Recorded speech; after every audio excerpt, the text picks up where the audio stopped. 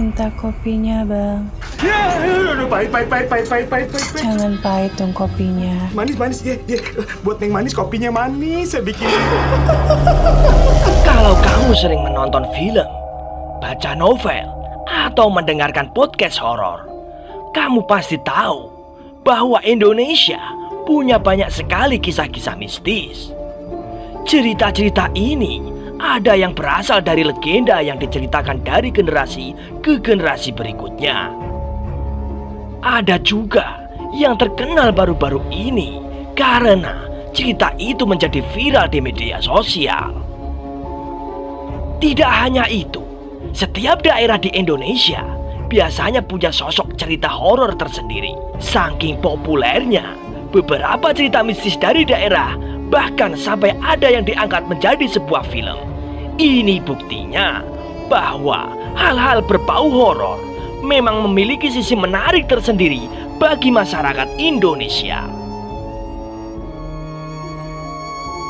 Berikut ini kisah misteri di balik 3 tokoh gaib di Nusantara yang akan dikemas apik oleh tim Kismis.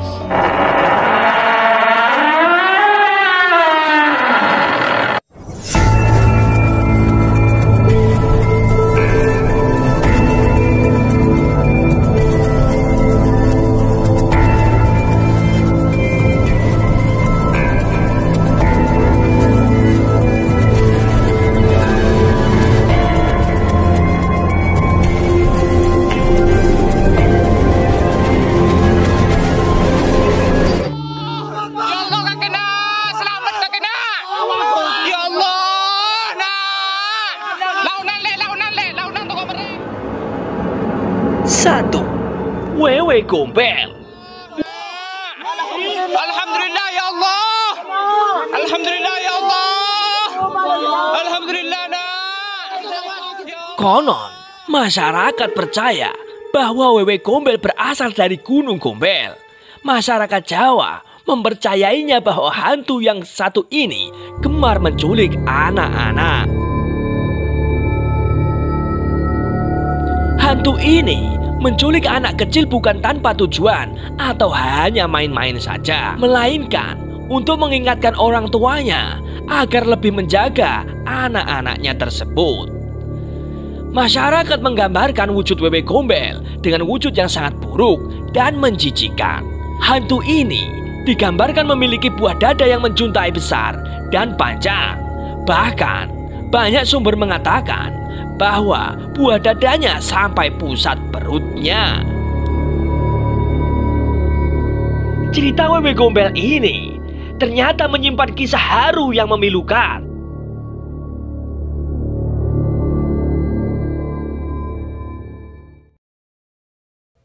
Cerita Wewe Gombel ialah seorang wanita yang bunuh diri setelah membunuh suaminya. Cerita itu sudah terdengar cukup lama di Indonesia. Kisah ini bermula saat sang wanita yang tak bisa memberikan keturunan mendapati suaminya yang selingkuh. Wanita yang berasal dari daerah Gombel ini membunuh suaminya sendiri. Karena dia menyesal, lalu ia bunuh diri. Gombel sendiri adalah daerah yang memiliki latar belakang mistis sebagai tempat pembunuhan di masa kolonial Belanda. Karena kisah Wewe Gombel inilah muncul kepercayaan bahwa masyarakat untuk tidak membiarkan anak-anak mereka keluar rumah di saat menjelang maghrib karena khawatir akan dibawa Wewe Gombel.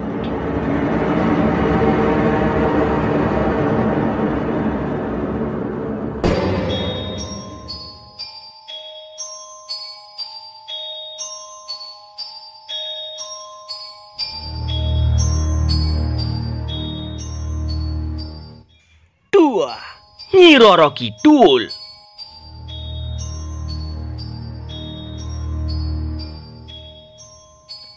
Bagi penikmat kisah mistis, cerita Nyi Roro Kidul pasti sudah tak asing lagi. Disebut-sebut, Nyi Roro Kidul adalah Ratu Pantai Selatan. Kisah Nyi Roro Kidul ini sangatlah terkenal di kalangan warga Jawa. Ada yang mengatakan bahwa Nyi Roro Kidul adalah Putri Kandita, putri dari Prabu Siliwangi. Putri Kandita merupakan salah satu dari sekian banyak anak yang dimiliki oleh Prabu Siliwangi. Selain memiliki paras yang amat cantik, Putri Kandita juga bijaksana dan baik hati. Oleh karena itu, Prabu Siliwangi menginginkan Putri Kandita untuk menjadi pewaris tahta kerajaan. Keinginan raja tersebut langsung ditolak mentah-mentah oleh para selir serta anak-anaknya yang lain. Suatu hari, mereka segera berkumpul dan menyusun rencana jahat untuk menyingkirkan Putri Kandita dan ibunya. Untuk mengusir Putri Kandita dan Permaisuri, mereka segera meminta bantuan pada seorang penyihir yang tinggal di sebuah desa terpencil. Penyihir tersebut menguasai berbagai ilmu hitam yang dikenal ampuh.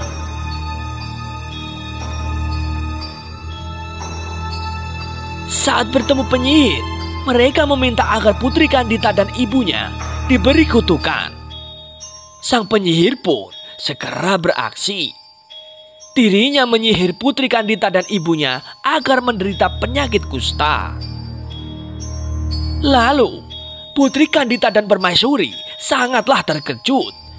Sebab ketika mereka bangun tidur, kulitnya penuh dengan borok dan luka. Bahkan baunya sangatlah busuk. Mengetahui hal tersebut, Prabu Siliwangi segera memanggil tabib istana untuk menyembuhkan mereka berdua. Namun, usaha tabib tersebut ternyata sia-sia. Kekuatan mistis yang diberikan oleh penyihir amatlah kuat.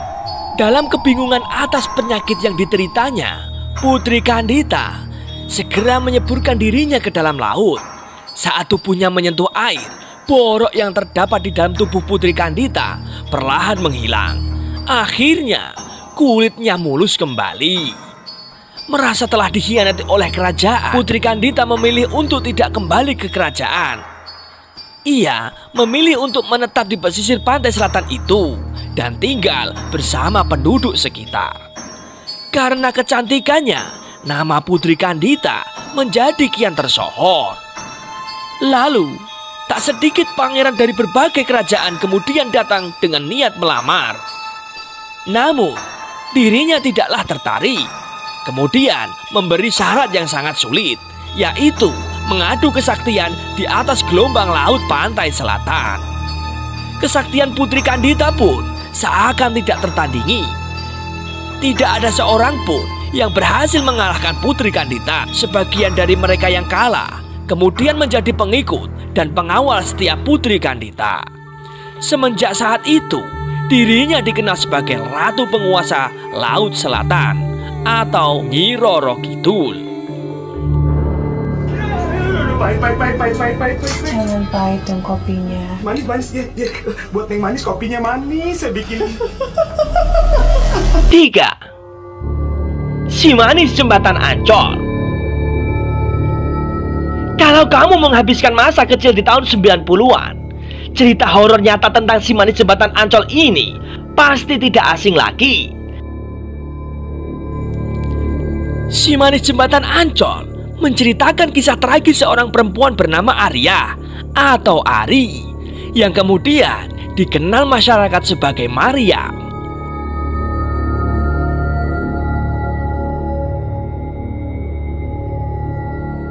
Menurut legenda yang beredar di kalangan masyarakat, Mariam sering menampakkan dirinya sebagai sosok perempuan muda berambut panjang di dekat jembatan Ancol. Penampakan sosok Mariam pun sering dikaitkan dengan kecelakaan lalu lintas hingga menyebabkan korban jiwa di jalan raya menuju Tanjung Priok.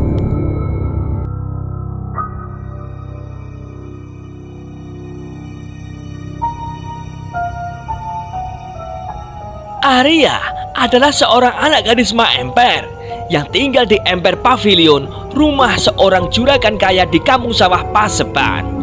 Dalam catatan Ridwan Saidi, kisah tentang Arya itu terjadi pada tahun 1817. Ketika usianya menginjak 16 tahun, sang pemilik rumah menaruh hati pada Arya. dan memiliki keinginan untuk memperistrinya. Namun Arya menolaknya karena dia tidak ingin dijadikan selir oleh juragan itu. Untuk menghindari pernikahan tersebut, Arya pun minggat dan lari dari rumahnya. Dalam pelariannya, Arya bertemu dengan Oi Tambasya.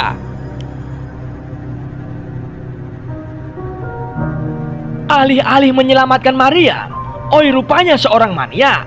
Ia gemar mengkoleksi wanita sebagai pemuas nafsunya. Rupanya Maria mencium gelagat buruk Oi Tambasya.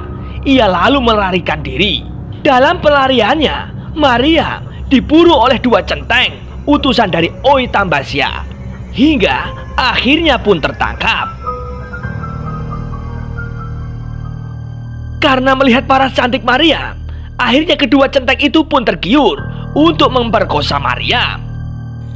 Jenazah Arya pun kemudian ditinggalkan di area persawahan sekitar 400 meter dari jembatan Ancol. Sejak itulah masyarakat yang lewat daerah itu mengaku kerap melihat penampakan sosok gadis cantik berambut panjang. Penampakan sosok tersebut sering dikaitkan dengan kecelakaan lalu lintas. Oleh karena itu, kendaraan yang lewat di daerah itu wajib membunyikan klakson. Sungguh miris dan tragis. Demikianlah runtutan cerita dari kisah misteri pada hari ini.